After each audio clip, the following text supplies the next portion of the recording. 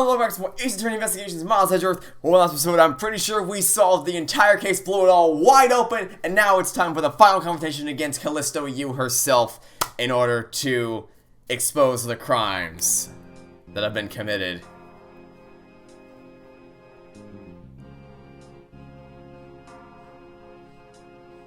The cavalry has arrived, Miss Yew. Okay. What are you doing here? Oh, hello, mister! I'm still investigating! Well, the object you're looking for has already... Okay, don't mind him. Please continue with your investigation. Okay, you got it!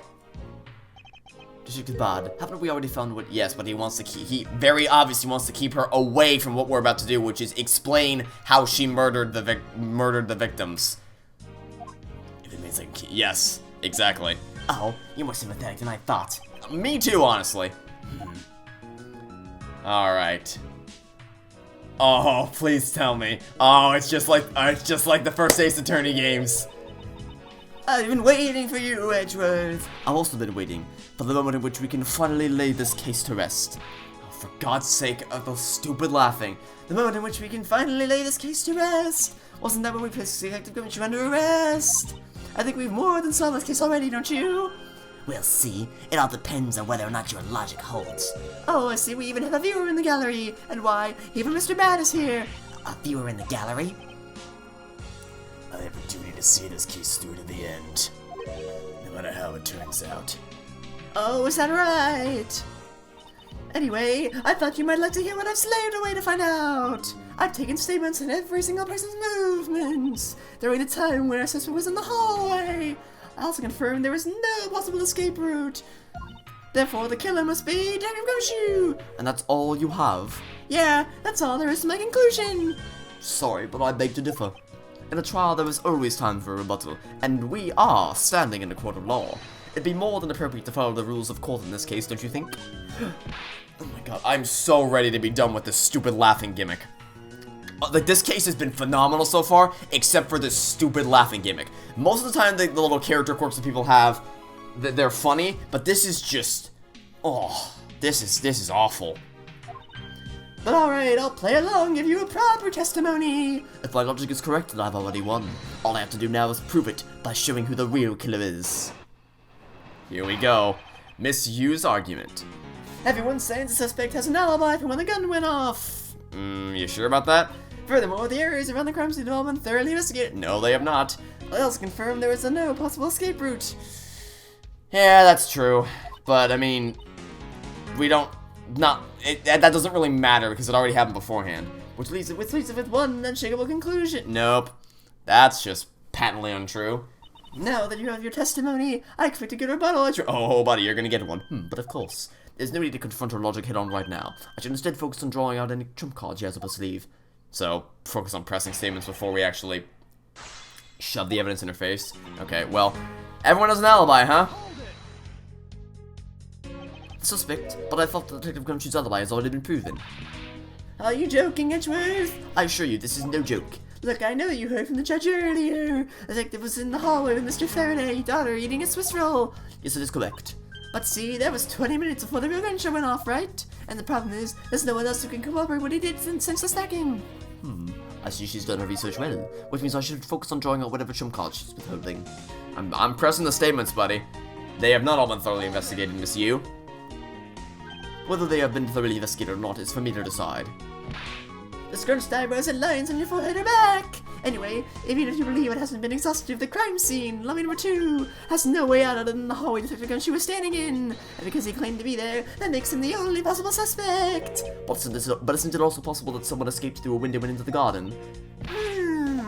That's the first place everyone looked, silly. The police aren't a bunch of lazy bums. They looked into every possibility. Every possibility? Isn't that right, Mr. Bad? Yeah. There wasn't a scrap of evidence to suggest someone used one of the windows. There also weren't any footprints or anything in the courtyard garden. I suppose they really did check everything that could be evidence of the case. Confirmed there was no possible... Yeah, but that doesn't really matter. Are you absolutely positive that there are no possible routes of escape? Of course, I'm sure. And why are you so certain? This is a courthouse where places of criminals are brought to be judged. If there were an escape route, I'm sure every criminal would be using it to escape. It's just common sense. Miles Edgeworth. I suggest you use a bit more of it in the future. Francisca, we already figured everything out. You and I as a team, we already solved the case. What do you mean? No, that's definitely more like a mistakable conclusion. You may think it's unshakable, but to me there are still too many unanswered questions. For example, who was it that misplaced the gun in Mr. Faraday's hand? But you're the only one still wondering that. Detective Gumshoe probably had no idea which hand Mr. Faraday used to write with. Even if you know something, it doesn't mean you'll know which hand they write with, right? I mean, I certainly don't care about that sort of thing. Buddy, you're digging your hole just deeper here now. I'm not about to let her get a rise out of me with such a flippant statement. I suppose we've really reached the end now. I already have my trump card ready. All that remains is to play it. Before I do, I think I should inquire into a little something about her argument. You said earlier that you confirmed the alibis of every person other than the suspect. However, I don't recall either Francisco or myself speaking with you about the subject. But there were witnesses. For you, there was your mentor who gave you an alibi. I see. As for the lunacy, she came to the courthouse during the recess.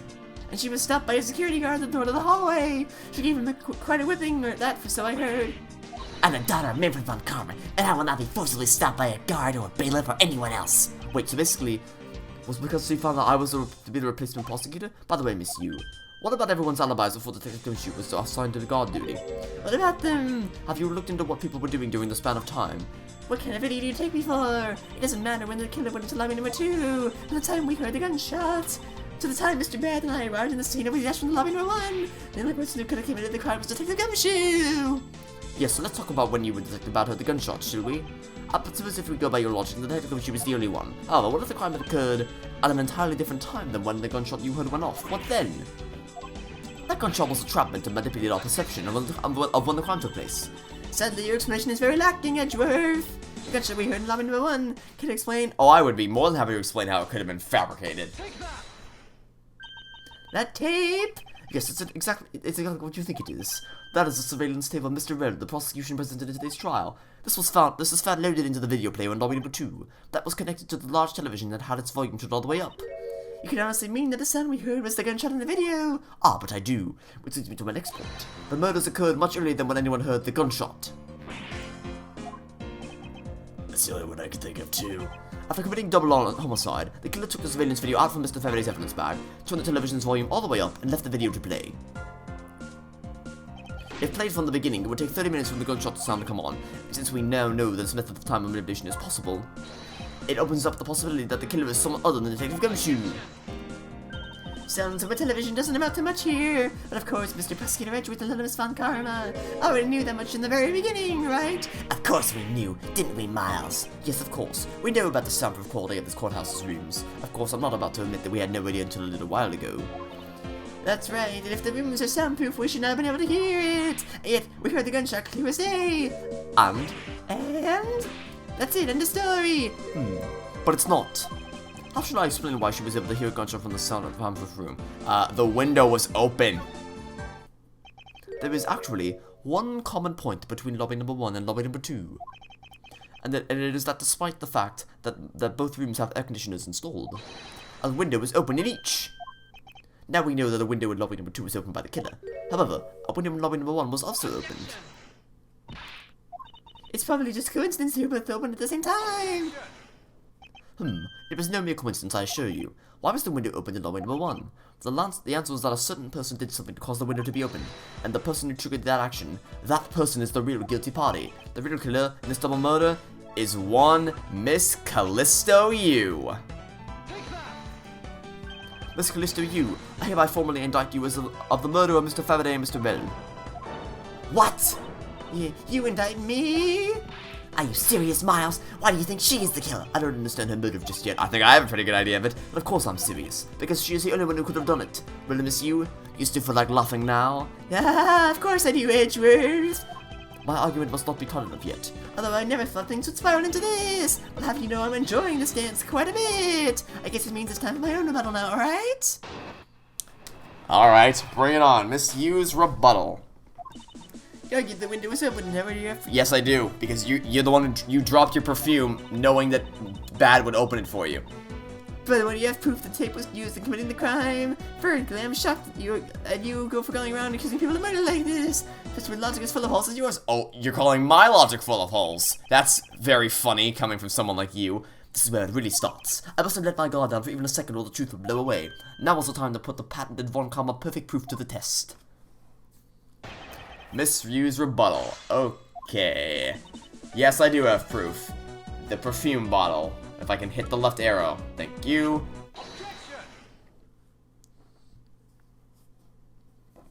I'm sure you've seen this before, haven't you, Miss Yew? Edgeworth, I never knew you into wearing that kind of perfume. It's not exactly what I'd recommend for boys, you know? Well, this isn't mine. That's right, it's mine, and I received it from Detective Bad, you see. Miss Yew, you can pretend all you like, but we know at least this much for sure. That the bottle of perfume was given to Detective Bad by you. Because it gets really strong really fast. So what about the perfume? While you were in lobby number 1, you made a big show of spilling some of this perfume. That's according to Detective Bad. Oh, I know. You also knew that if you spilled it, you would naturally move to open a window. Come on, I've already told you that's all just a big coincidence. After we opened the window in lobby number 1, I just left it open, you know? So maybe it was just dumb luck we heard the gunshot through the window. Dumb luck, my ass. The timing of when you were going to spill the perfume is something we could control, and the most important fact about this case is when the people were made to hear the shot. Furthermore, it would have been pointless if you didn't have an alibi for yourself at the time. You mean? Mr. Yew, you were the one who called Detective Bad into lobby number 1, when you saw him bring Detective Gumshoe into the hallway. Is that correct? All of today's premeditated events could only have been brought up by you, Miss Yew. You accused me of murder on the fact that I spilled a little perfume. Well, allow me to say this much. I couldn't have killed Mr. Faraday. Would you care to testify as to why? Looks like I've had a really fun today. But I go weary of this game of cat and mouse. Let's make this the last testimony and wrap up this absurd case once and for all. With pleasure. The grand finale. Why, it couldn't be me. Accusing someone of murder who spilled a bottle of perfume was a bit over the top, but I suppose forgery of evidence is to be expected from a disciple of karma. In any case, it certainly could not have been me who killed Mr. Faraday. After all, I don't even know where the knife that he used. I think you do. I think you do. I just need to get you to say a little bit more. Miles, her testimony is flawless. Yes, but no matter what sort of trick she may try to pull, she won't escape me. If I'm lacking in information, I'll just draw it out of her. Yep. Just press the statements until we get more information. And I'm more interested in pressing that thing when she's talked about the knife. Because if I can get her to slip up on the knife, that'll be it. She'll be done in that case. At this rate, she will inevitably escape. But she must have known about the existence of the knife. I'm sorry, Miss Yew. Maybe you weren't aware. However, the knife that was used to kill Mr. Faraday was taken from his evidence bag. Miles, what do you think you're doing? I'm drawing the truth out of her. That's what I'm doing. But I don't recall a knife being presented at the tragedy today. Well, I suppose that's because the evidence was something Mr. Faraday had yet to use. So that's what you're trying to do. Like, why did you cut it out with the lies? I've already figured you out. There was no knife inside Mr. Faraday's evidence bag. The only evidence he had to present was the key the autographs were sent. And that's the key can match into a knife you rather have a leg to stand on. Did you really think you could trap me? Come now, be honest. I never intended to do such a thing. It was all a big misunderstanding on my part. In any case, I wonder if you might append what you just said to your testimony. Sure, why not? I'll even say it as many times as you like. There's the key in his evidence bag. You can't kill anyone with the key. Why, yes. Yes, you can.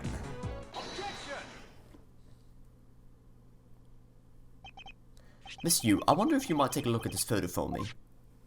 This is a picture of the key that the autographs was sent to the police. However, while it may look like a key at first glance, it in fact has the secret ability to transform into a knife, which means that what was inside Mr. Faraday's bag was both the Yadagarasu's key and the murderous knife. You knew that the key was inside Mr. Faraday's bag, did you not?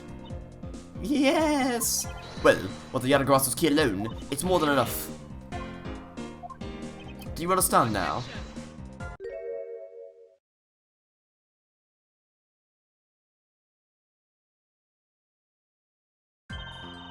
So then I can look at it. Showing it to me from that far away, you could be lying for all I know. You would, even now, still feign ignorance? I'm not feigning anything. Yes, you are. But we can't have you accusing me of a crime with false evidence, now can we? I mean, Mr. Von Karma, I've heard some very interesting rumors about him.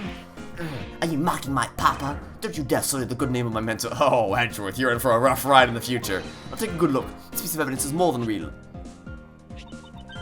Wow, who knew there was such a trick to this thing? Are you satisfied now? But of course, you knew this from the very beginning, didn't you? You knew that the knife and the Yadagrasso's key are one and the same. Otherwise, someone like you, who isn't a member of law enforcement, and who would never have been privy to this trick, would have never known about it to begin with!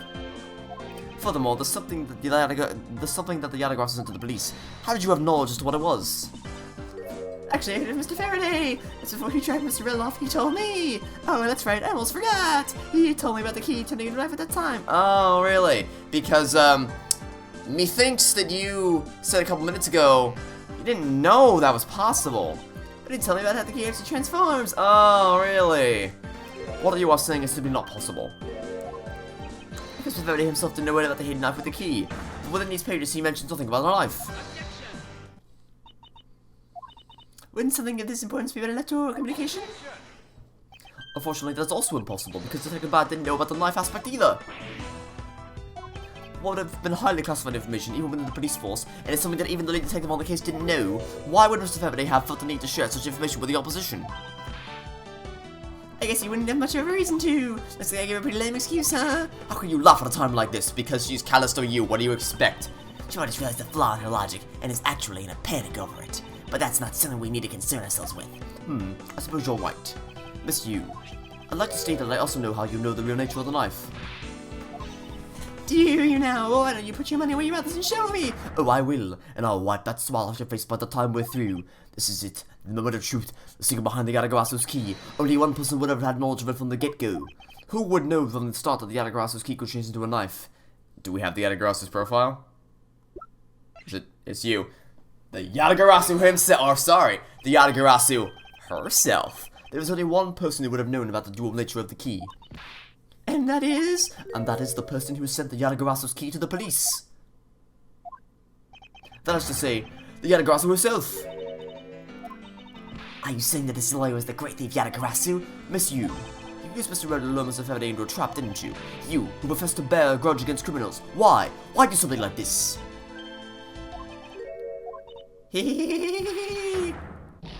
Oh, she's breaking down. She's breaking down hardcore.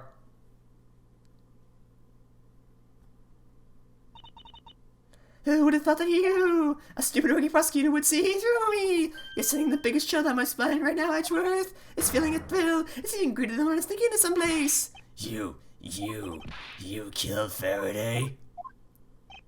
Why, answer me, Calisto Yew. Ah, Calisto Yew, huh? That's not my real name, because my real identity is, yes, the great thief Yadagrassu! Let me tell you something, Edgeworth. Mr. Faraday was the one difficult man to deal with. But you see, he had discovered my true identity, which is why I had to erase him from the world of law. I made Rel an offer and acquittal for a little favor and true. But once we entered the recess, Rel was dragged off by Mr. Faraday, which threw my plan to a complete mess. I just after them and he dropped on them through the crack in the door. The Rel case only needs two things, money and authority. This is all thugs do. I feared my plan was going to be ruined if Mr. Faraday held on to Rel any longer. Plus, if I had let them continue on the way they were, I would have been found out. That's why I had no choice. I had to kill them both. But didn't you say that you despise criminals? But do I really? Have you forgotten about the KG incident too? Maybe. What sort of woman would? So then it was your plan to kill Mr. Faraday with the very evidence that you sent? Well, I had a good idea what Mr. Faraday was going to do. I anticipated Mr. Faraday wasn't going to prove that Rel was done by the Yadagrassu by using this Yadagrassu's key as evidence, and that he would bring it with him. Which is why I thought to use the knife portion. With a weapon as well disguised as this, no one would be the wiser, because who in their right mind could think that somehow this could be a weapon? I casually entered lobby number 2 on the pretext that I had to talk to Mr. Faraday, and in order to get in with him, I pretended to be worried about something. He then let me hold the Yadagrassu's key just like that. He never noticed that I had changed the key into a knife inside a plastic bag, and he didn't have the chance to take note of the knife that took his life. How could you kill him?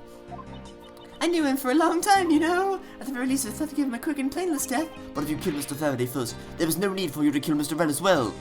I believe I mentioned why when we were placing Dead Gunshot under arrest. Something about having accidentally created an eyewitness, and how that led the killer to think about setting them up so they kill each other. That's true with the surveillance tape. Yes, I had an extra plan to use a gun. The risk was too high that I'd be caught. However, that's when I remembered the existence of the surveillance tape, which is why I had Rel help me set up the crime scene. And after all was said and done, I rewarded him for all his hard work with the bullet. You're a defense attorney, aren't you? How could you betray a client? Ah, client? If you want to talk about who was the client of whose first, it was me. I was the client in the murder of the Kodabian embassy staff member, Dean Man. You ordered a hit job? Still haven't figured it out, Mr. Bad? I had to man killed because he was about to give away info about the smuggling ring. Now, who is he to think would benefit from such an assassination? It can't be. You're... That's right. I remember the smuggling ring. Because of course she is. Which is interesting considering that she's also the Yatagarasu who steals information from corrupt companies. That your whole existence is ironic. How could this? You don't mean you work with Mini Koshin too, do you? Maybe not. You should never know. The Yatagarasu claims to be noble, but you're just another cold-blooded murderer. That's right, little girl. The Yatagarasu is just another killer. Be quiet, you. Yatagarasu, you can run from the law, but you'll never escape it. So just humbly accept this judgment of the court. Hey, Edgeworth. Did you know the Yatagarasu has 3 legs? You know what that is? No. Let me tell you. It means that the Yatagarasu is more than one razor-sharp way to do her work. Oh. You've been yet too naive, Edgeworth. You even handed the Yatagarazu's key right to me without a second thought. Everything we know I'm gonna coin a plan, but I'll still gladly take it. You mean the key was your real target? And even after I gave you such great advice, didn't I tell you to always keep a good eye on the criminal? Or you may regret what comes of your negligence. You two get down. Ah! My body, I can't move. Hey, mister, to your right! You.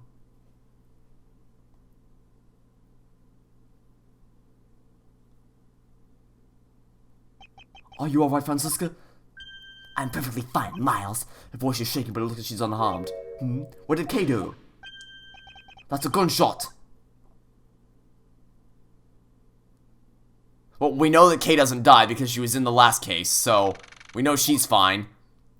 And we know that both detectives are fine. Sorry, but listen, she got away. She got up. Seriously? Nope. Nobody in the courthouse.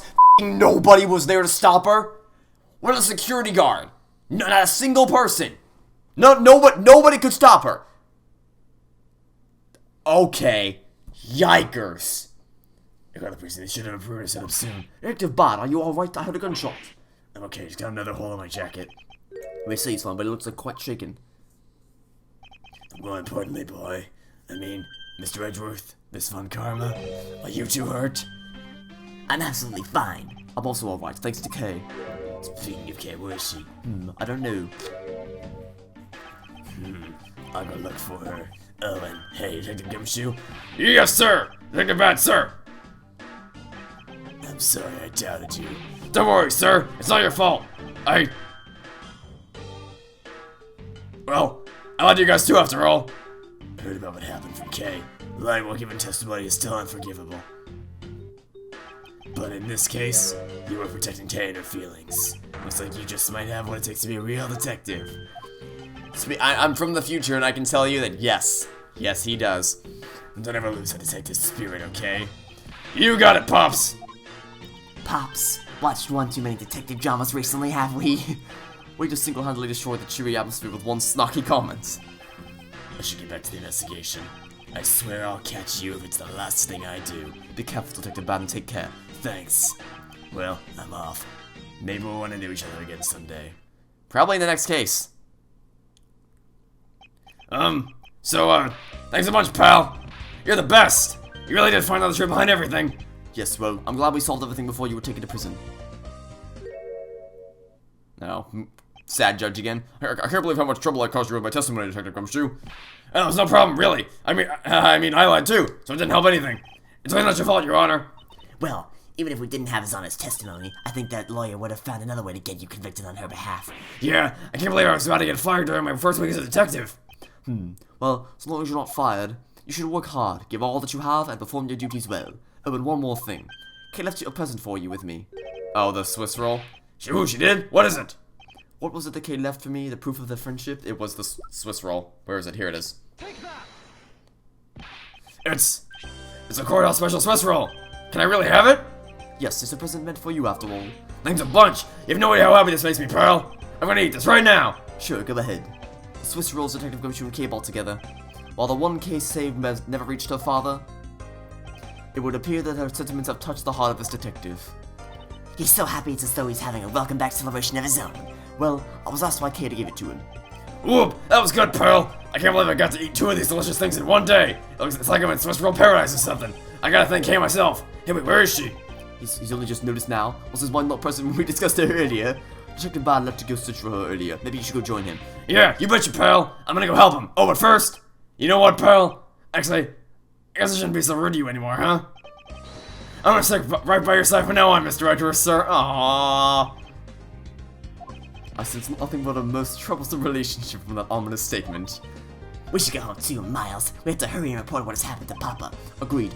Well, I'm afraid we must go be going now, Detective. Roger, sir. And don't you worry.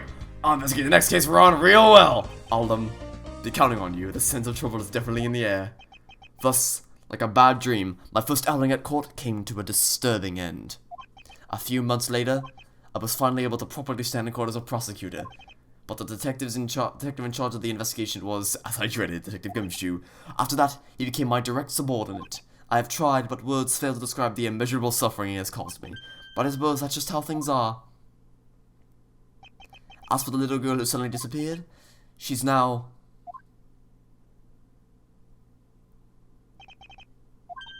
So, do you remember now? Yes, I remember everything. Kay, it's been a while. Kay, you sure grew up a lot. Of course, but thank goodness, I thought you two had totally forgotten about me. You know, I was really worried about you after all that. Where have you been all this time? Yeah, Gummy, I didn't know you cared. After my father died, I went to live with my mother's relatives. They live really far away, so I wasn't really able to come back here all that much. Oh, is that what happened? Well, I'm just glad you're alright. Ah, so does it all make sense now? You betcha it does. Oh, you know what? I was going through my father's bookshelf recently and... Actually, there are still a number of things that don't make sense, Kay. Huh? First of all, why did you come all this way to see me? And second, why are you calling yourself the Yatagarasu? The Yatagarasu is Calisto Yew, the woman who killed your father. No, you're wrong! The real Yatagarasu was my father. But... Mr. Faraday was the Yatagarasu? Like I said, I was going through my father's bookshelf recently, and I found a secret diary hidden among his books. I have no regrets in choosing to walk the path of the Yatagarasu. That was written in his diary, that's all I know for sure. What? But that's impossible. What's with that look? You don't believe me? It wasn't just the expression on my face. I clearly said it was impossible just now. Alright then, how do you explain this? It's a way of solving any security system of the user's choosing. Yep, that's Little Thief. Truth be told, this is the Yatagarasu's greatest secret. And this little gizmo was used by my father. Wow, Mr. Faraday wasn't just a great prosecutor, he was really just a great thief, huh? Yeah, my father worked really hard to steal the truth, but he was killed, and the Yatagarasu was no more. But despite that, the Yatagarasu has been spotted again recently. Someone other than you. Here, Mr. Edgeworth. Take a look at this article. Yatagarasu got sent to the embassy. Yeah, I mean, this person's a fake. I'm almost certain that Calisto Yew lady is behind us, because the real Yatagarasu would never send something like a gaudy card out. But the Yatagarasu did send a white card along with anything to be publicized. That's what Detective Bad told me 7 years ago, if memory serves. Well, as soon as I heard the news, I got all wound up and I knew I couldn't just let it go. So I searched you out, so that I could obtain the truth behind the Yatagarasu. Because if anyone can help me find it, I figured it's you, Mr. Edgeworth. So you're saying that I have your father's and misused identities backwards? Yes, because the real Yatagarasu is noble to the end. And I want to revive the real, noble Yatagarasu. If I don't, my father will never be able to rest in peace. Kay. Kay, you're so honorable. I don't think what anyone else thinks. I'll always be here to cheer you on, pal. Even if you are honorable, a thief is a thief. And if you are plotting to commit a crime, then I'm afraid I can't be complicit. Mr. Edgeworth. Oh, you guys are not making it easy for me. Who am I supposed to support now? Mr. Edgeworth, what I want from you is not to steal something. What I want is the arrest of that evil woman. That evil woman? You mean Calisto Yew? I think it's too hard for me to catch her all by myself. But I thought that since you were able to expose her for who she is, then maybe, please, Mr. Edgeworth, won't you help me? Come to think of it, I do believe I owe you. Huh? Owe me for what? When Mr. Yew made her escape, it was you who saved my life. Furthermore, you helped me with the investigation today. I am not so rude as to leave favors unrepaid. Then you mean? Yes. That case has been weighing down my soul ever since that fateful day. Perhaps the time has come to settle things once and for all. If you don't intend to sully your hands in a crime, then I believe I can help you. Mr. Edgeworth, thank you! Yeah, Mr. Edgeworth, sir! Isn't that great, Kay? Yeah, it sure is, Gummy! Even though we had completely forgotten about her until just now. What is with their chummy relationship? The great thief Yatagarasu, after all that time, the true identity of the thief sank back into the darkness. Burn Faraday, Calisto Yew, and Kei Faraday. The phantasmagorically changing identity of the great thief Yatagarasu, and the Yatagarasu's real goal, it would all come to light the day after I made that promise to Kei. Holy hell! What a case!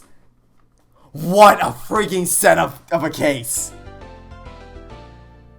I can't wait to continue. That was awesome. That was easily the best case of the entire game so far. The only flaw, like actually just only one, there's exactly one flaw, and it's the fact that she wouldn't stop laughing. Freaking Calisto Yew, I hated her. That gimmick was absolutely awful. I don't know why they made that the gimmick, but the rest of the case was phenomenal. Getting to work, I mean, any case when you get to work alongside Von Karma is awesome. Just I love the relationship, the sibling bond that Edgeworth and Von Karma have, and then we got to see when we first met Gumshoe. We got the backstory of Kei Faraday and her father and all that. It was all so good. That was such a good case.